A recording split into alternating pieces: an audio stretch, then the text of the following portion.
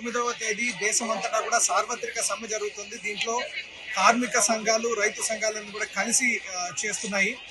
ఎందుకంటే 11 సంవత్సరాలుగా మన దేశాన్ని పాలిస్తున్న మోడీ ప్రభుత్వము పూర్తిగా రైతు వ్యతిరేక, కార్మిక వ్యతిరేక, ప్రజా వ్యతిరేక విధానాలను పాటిస్తుంది. దీనికి నిరసన తెలపడానికి దేశం అంతటా కూడా ప్రజలు రోడ్డు మీదకి వస్తున్నారు.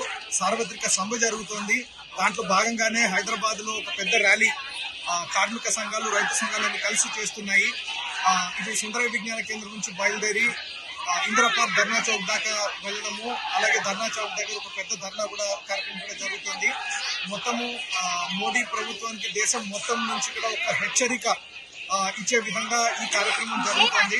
ఎందుకంటే ఒకవైపు కార్మికులను అణిచివేత చేయడము, వాళ్ళ హక్కులను హరించడము, ఎన్నో దశాబ్దాల పోరాటాలుగా సాధించిన ఒక 46 కార్మిక హక్కుల చట్టాలని రద్దు చేసి 4 లేబర్ కోడ్ల రూపంలో తీసుకురావడము, దాంట్లో కనీస హక్కులు ఏవైతే కార్మికులు ఉంటాయో వాటిని కూడా హరించి వేయడము, వాళ్ళ కనీసం లేబర్ యూనియన్లు బలంగా ఏర్పాటు చేసుకోవడానికి కానీ, ఈవెన్ 8 గంటల పని దినం అనే విధానాన్ని కూడా వాళ్ళు నీరు కార్చడం, ఇదంతా కూడా మనం చూస్తున్నాము.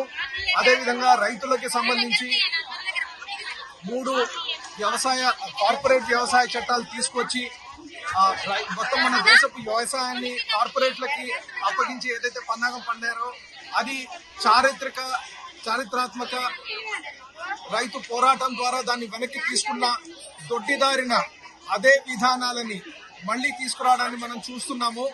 ఇప్పుడు వ్యవసాయ మార్కెట్ విధానం రూపంలో ఏదైతే తీసుకుని వచ్చారో దాని ద్వారా కూడా మళ్ళీ మన దేశపు వ్యవసాయాన్ని, మార్కెట్లని అదానీ అంబానీల చేతిలో పెట్టడానికి ఒక పెద్ద కుట్ర జరుగుతోంది.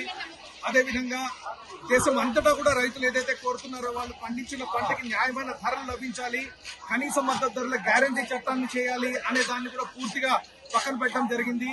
మోడీ ప్రభుత్వము రైతాంగ పోరాటానికి ఇచ్చిన హామీలు ఏవి కూడా నెరవేర్చలేదు. కాబట్టి ఇప్పుడు మళ్ళీ రైతు సంఘాలు, సంయుక్త కిసాన్ మోర్చా బ్యానర్ కింద దీంట్లో భాగంగా తెలంగాణలో రైతు స్వరాజ్య వేదికతో పాటు అనేక సంఘాలు ఉన్నాయి.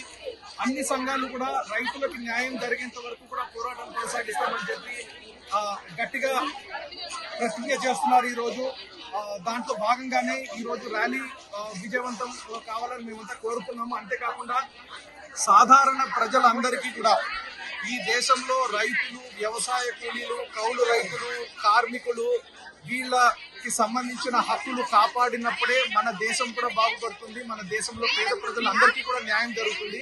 కాబట్టి ప్రజలందరూ కూడా ఈ సార్వత్రిక సమ్మెను సపోర్ట్ చేయడమే కాకుండా ఏవైతే డిమాండ్లు కార్మికుల నుంచి, కర్షకుల నుంచి వస్తున్నాయో వాటిలన్నిటినీ కూడా మొత్తం ప్రజలందరూ కూడా మద్దతు తెలపాలని మేము కోరుకుంటున్నాం.